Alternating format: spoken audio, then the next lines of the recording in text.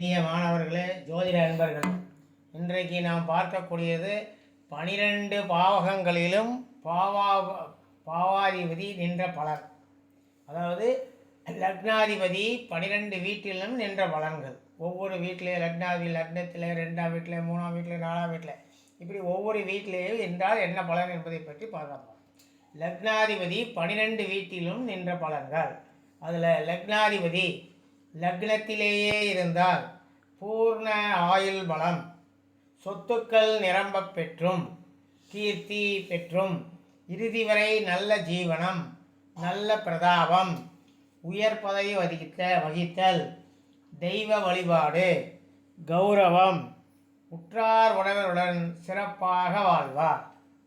அடுத்து லக்னாதிபதி 2ஆம் வீட்டில் இருந்தால் வாக்கு வன்மை, கல்வி சிறப்பு, மன அமைதி, உயர்ந்த குடும்பத்தை சார்ந்தவர், புகழ், செல்வச் செழிப்பு, குடும்ப மகிழ்ச்சி, நல்ல சௌரியங்களை பெற்றிருப்பார். அடுத்ததாக லக்னாதிபதி 3ஆம் வீட்டில் இருந்தால் சகோதர சகோதரிகளுடன் சேர்ந்து வாழ்வார். கலையில் ஆர்வம், நல்ல அந்தஸ்து, அதிகாரத்துவம், செல்வம், செல்வாக்கு பெற்று குடும்பத்தில் சந்தோஷமாக வாழ்வார். அடுத்தது லக்னாதிபதி 4ஆம் வீட்டில் இருந்தால் நல்ல குடும்பம், சொத்துக்கள் பெற்றும், நல்ல உணவு, உறவினர் நண்பர்களின் ஆதரவு, தாய் தந்தையர் அன்பு பெறுதல், கல்வி மேன்மை, வாகன சுகம், கால்நடை விருத்தி, தாய் வழி சுற்றம் ஆதரவு, இல்வாழ்க்கை இன்பம் பெற்றும் வாழ்வார். அடுத்ததாக லக்னாதிபதி 5ஆம் வீட்டில் இருந்தால் புத்திர பாக்கியம், குழந்தைகளால் மகிழ்ச்சி, ஆதரவு, தெய்வ பக்தி, மகான்களின் ஆசி, பிறருக்கு உதவும் தன்மை, விசாலமான மனம் பெற்றும் வாழ்வார். அடுத்ததாக லக்னாதிபதி 6ஆம் வீட்டில் இருந்தால் தீராத வியாதி, பகைவர்கள், அவமான பேச்சுகள், கடன் தொல்லை அதிகமாகி மன அமைதி இல்லாமல் வாழ்வார்.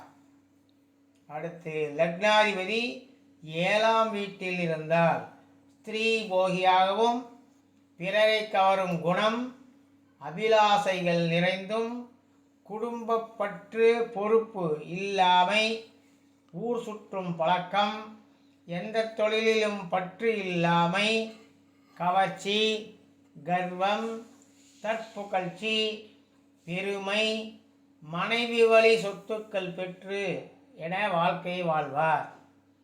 அடுத்து லக்னாதிபதி 8ஆம் வீட்டில் இருந்தால் சுபபலம், ஆயுள் பலம், குடும்பத்தில் பலவித கஷ்டங்கள், பிறரால் தூஷிப்பவர், புத்திர தோஷம், தத்து அல்லது ஸ்வீகார புத்திர பாக்கியம், உடல் உறுப்பு குறைபாடு, வறுமை, தண்டனை, அவலநிலை பெற்றிருப்பார். அடுத்ததாக லக்னாதிபதி 9ஆம் வீட்டில் இருந்தால் பிதர்களின் ஆசி, தாய் தந்தையரின் அன்பு, பெரியோரிடம் அன்பு, பக்தி, மரியாதை, விசுவாசம் கொண்டிருப்பார். சத்தியம், நேர்மை, தர்மம் செய்தல், தெய்வ வழிபாடு, பால் பாக்கியம், புகழ், கீர்த்தி, பலவித யோகங்கள் பெற்றும் நல்ல மகிழ்வான வாழ்க்கையை பெற்றிருப்பார். அடுத்து லக்னாதிபதி 10ஆம் வீட்டில் இருந்தால் ஜீவன பலம், குடும்ப பொறுப்புணர்வு, தெய்வ வழிபாடு, ஆச்சாரம், அனுஷ்டானம், புண்ணிய காரியங்கள் செய்தல், நற்பெயர், கீர்த்தி, இடைவிடா கடும் உழைப்பு, அரசாங்கத்தால் புகழ், செல்வாக்கு, அதிகாரம், உயர் பதவி, மக்களிடையே அன்பு, ஆதரவு, சகல சௌபாக்கியமும் பெற்று வாழ்வார். அடுத்து லக்னாதிபதி 11ஆம் வீட்டில் இருந்தால் நல்ல தனலாபம், லாபகரமான தொழில், வியாபாரம், நற்பெயர், கீர்த்தி, மூத்த சகோதரர் சகோதரி ஆதரவு, புகழ், நீண்ட ஆயுள் பலம் பெற்று சந்தோஷமாக வாழ்வார். அடுத்தது கடைசியாக லக்னாதிபதி 12ஆம் வீட்டில் இருந்தால் வரவுக்குள் செலவு, அகால போஜனம், நித்திரையின்மை, மன அமைதியின்மை, அடிக்கடி குடும்பம் இடப்பெயர்ச்சி, வீண் அலைச்சல், திறமையின்மை, சோம்பேறித்தனம், அரசாங்க நிந்தனை ஆகியவை பெற்று வாழ்வார்.